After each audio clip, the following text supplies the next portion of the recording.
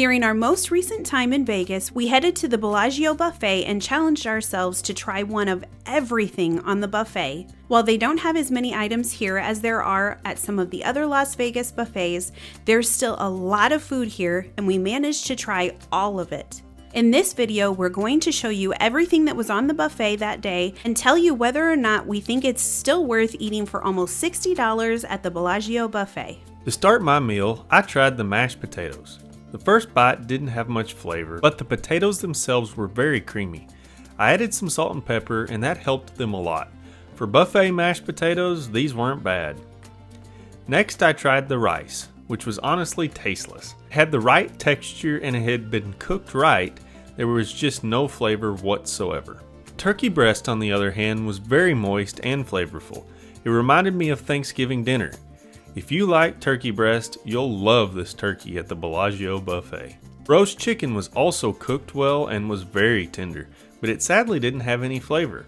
All of the flavor was in the skin and it just didn't make it into the meat itself. It was good chicken, it just wasn't great chicken. The truffle pasta really surprised me by how creamy and fresh it was. The truffle flavor wasn't too strong and the noodles were cooked just how I like them. This was a great pasta dish. The tortellini that I ate next wasn't too bad, but it was a little too heavy on the pesto for my liking. Like I said, it really wasn't bad, but it wasn't one of my favorite things. Next up was a pasta with marinara sauce. Once again, it wasn't really bad, but it didn't wow me by any means. A lot of buffet marinaras can be gross, but this one was decent. The mac and cheese unfortunately didn't really have any flavor and was a little on the dry side. It had little bits of bacon in it, which helped some, but it still wasn't that great. I got a piece of margarita pizza to try because it looked like the safest pizza option, and once again, it was not gross in any way, but it was pretty much just average cheese pizza. When I saw that there was pineapple Dole Whip on the buffet, I immediately claimed it as mine. I was so excited because I normally only get Dole Whips at Disney, but this one was as good as the Mouse House version. It was so smooth and pineapple-y and reminded me of the happiest place on earth. The first meat that I tried was a lamb lollipop. It was seasoned really well and didn't have any strong gamey flavor, and it was also very tender with a nice grilled char flavor. If we weren't trying one of everything on this buffet, I would have gotten another. It was really good. Next up was the pork loin. It was an okay piece of meat, but I kind of expected it to be better. It wasn't overly dry, but it didn't have much flavor to it at all. I was really excited about the beef brisket. It was so juicy and wasn't dry at all like most briskets can be, especially on a buffet. This one had a great flavor and was one of the better meats on the bar in my opinion. The first thing I tried was a bowl of chicken noodle soup.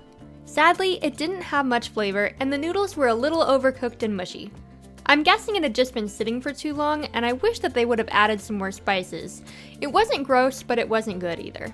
I'm not exactly sure what this was that I ate next, but it was some kind of super thin cracker bread. It looked like it had spices baked all throughout it, but it had no flavor whatsoever. The next thing I tried was the mushrooms. These mushrooms had a lot of good flavor to them, and they would pair really nicely with some of the steak options here since they were sauteed nicely. If you like mushrooms, I really recommend trying these ones. Next up was the broccolini. Of the buffet broccolini that I've tried here in Las Vegas, this one was probably the best.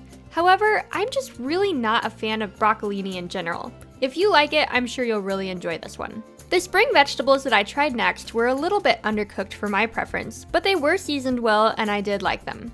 The next thing I tried was the braised short rib. It was incredibly tender and almost had the texture of a pot roast. It had a really great flavor, and my only complaint was that some of the parts near the edge had been dried out a little bit from sitting on the bar, which made it a little bit tough. However, the middle was very tender and I really liked this. I also tried the street corn, which surprised me by how good it was. Of course, it was messy to eat, but the corn was very juicy and the seasonings on top were delicious.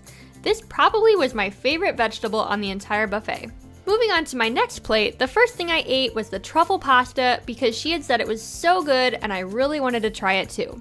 Of course, being a huge pasta fan, I was hopeful that this would be good, and it was. The noodles were cooked well and the sauce was delicious. Next, I tried the jasmine rice. I think this actually would have been very good if it hadn't been so dry, but it had clearly been sitting out on the bar for far too long. I really like jasmine rice, so I wish that this would have been fresh. Sadly, the scampi that I tried next wasn't any good at all. It once again didn't have any flavor and it was extremely dry. I was not a fan.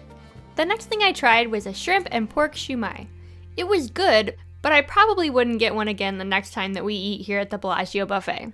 I was very hopeful that the chicken Alfredo would be good, but it was sadly disgusting. The noodles were very mushy and the flavor was really bad. Avoid this one. Following that, I tried the Mongolian beef, which was once again lacking flavor. It wasn't bad and I did like it. I just wish that there would have been more flavor and seasonings to it. Next up, I tried the bok choy. I actually really surprised myself with the fact that I liked it. It had a nice flavor and I would try it again in the future. The cauliflower au gratin had a decent flavor and had potential, but sadly it was a little dry and was undercooked as well. It wasn't bad, but I didn't particularly care for it. Lastly for this plate was the spicy noodles, which, by the name, I expected them to be spicy. However, they didn't have any spice at all or even any flavor for that matter. It was like having spicy noodles without the spicy. Next, I tried 2 of the freshly grilled meats.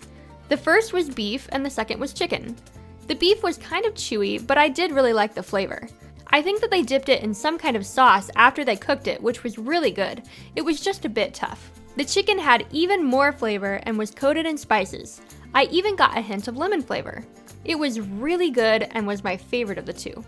By the way, if you're enjoying our video so far, please don't forget to hit like and subscribe to our channel. Alright, let's move on to the next plate.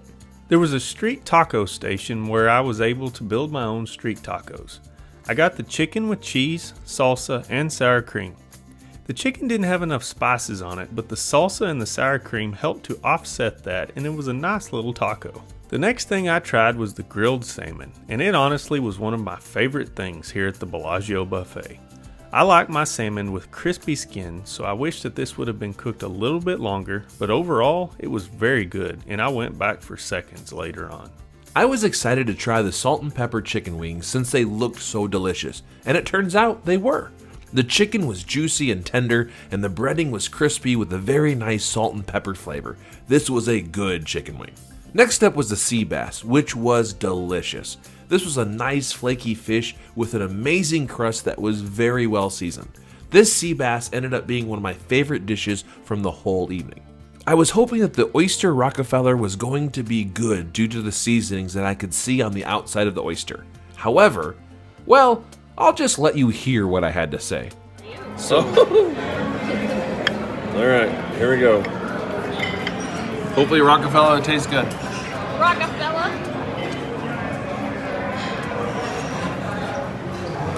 So, yeah, I mean, it's gross. Sadly, I had to eat yet another one next, which was the fresh oyster, which wasn't so fresh after all. In fact, it was so bad that I couldn't make myself swallow it and I spit it out almost right away. It was horrible. Thankfully, the seafood boil was delicious. The seasonings that they used were very good and they were very similar to Cajun seasonings. After eating the horrible oysters, it was nice having something delicious to eat again. My next plate started out with some chicken and fried rice. The flavors were really good, but this wasn't anything extraordinary. If you enjoy Asian foods, I don't think you'll be disappointed by this one, but it also won't be anything to write home about. The barbecue pork bao I ate next was once again nothing special. It really just tasted like all the other baos I've ever eaten, so it was neither a disappointment or an exceptional bao. I got a California roll from the bar, which I later learned was a mistake since I could have had freshly made sushi instead. But it wasn't bad for buffet sushi, but just trust me and skip this and instead have the fresh sushi that we'll share in just a bit. I am not a raw fish person at all, but I wanted to give the tuna poke a try and see if I might like it. However, I'll let you hear what I thought of it.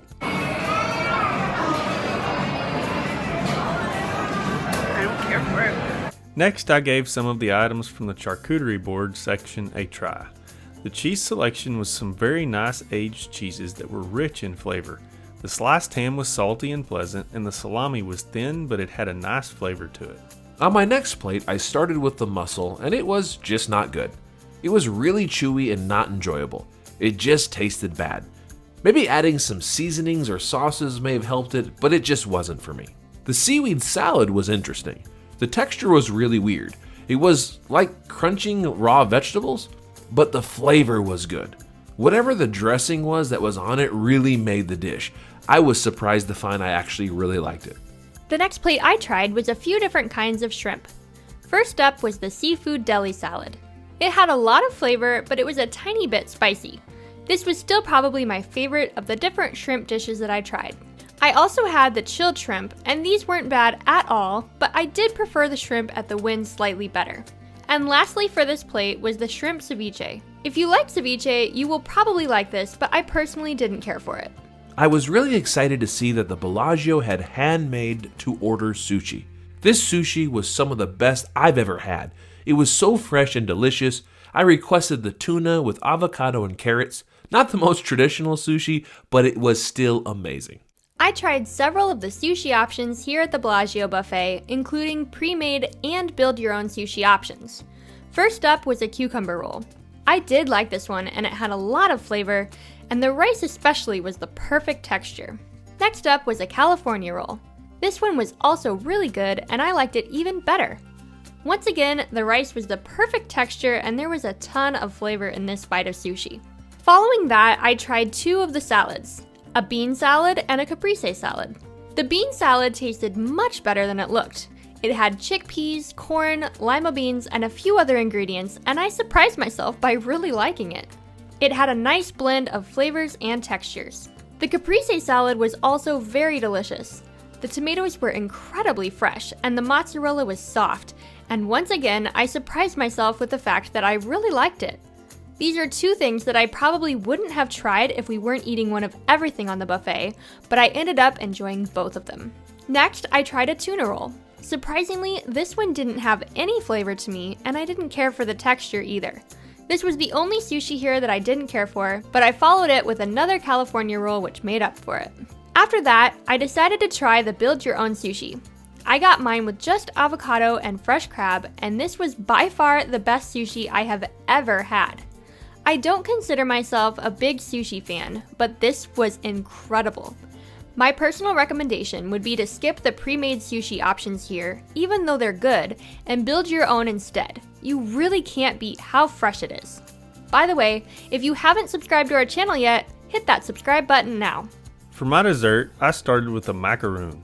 This little chocolate macaroon had a very rich, fudgy, dark chocolate flavor to it. It was a nice little dessert that I would definitely eat again. While the chocolate molten cake didn't have any lava flowing out of it, it was still really good. It was unique because it tasted like a chocolate pudding flourless chocolate cake.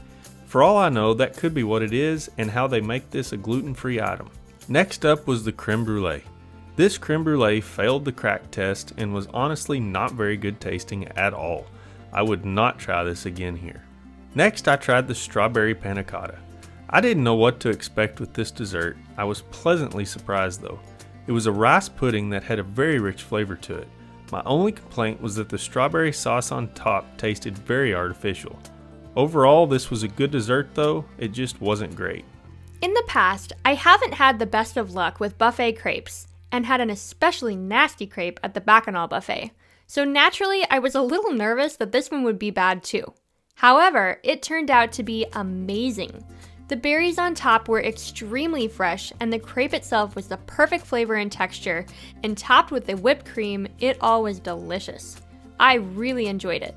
Another great thing about it was that they give you a much smaller crepe than typical, which is actually really smart since it lets you try more desserts and not get as full on a massive crepe. I tried the chocolate and vanilla gelato next. The gelato was really rich and creamy. Usually chocolate is my favorite, but the vanilla gelato here was definitely the best of the two in my opinion. If you like gelato, it's great here at the Bellagio Buffet. For my first dessert, I was really disappointed in the red velvet cake pop. I'm sure it started out as cake at some point, but what it ended up being was a mushy ball of sweetness with absolutely no other flavor.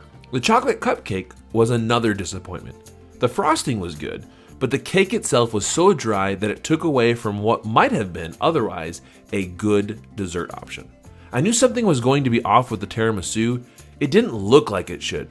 The layers were really dry and not soaked in espresso. And to top it all off, it didn't even taste like tiramisu, which is, of course, the whole point. I finally got to a good dessert, which was the espresso and cream. It was so smooth and creamy with an amazing espresso flavor that was not overpowering. I was happy to find something good that was sweet to eat. The key lime pie was sadly another disappointment. The pie crust was flaky, but the pie itself was way too tart, and it had a fake lime flavor.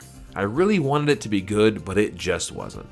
The chocolate dipped Rice Krispie treat that I tried next was actually very good for a buffet Rice Krispie. It wasn't dry at all, but was very soft and delicious. I did wish that it had a little more marshmallow to it, but overall, this was really good. Personally, I didn't feel like it needed the chocolate on the outside, but it didn't hurt anything. Next, I tried an Oreo cheesecake that I didn't really like at all, but it wasn't horrible. It was soft and creamy, which was nice, but I didn't like the flavor at all.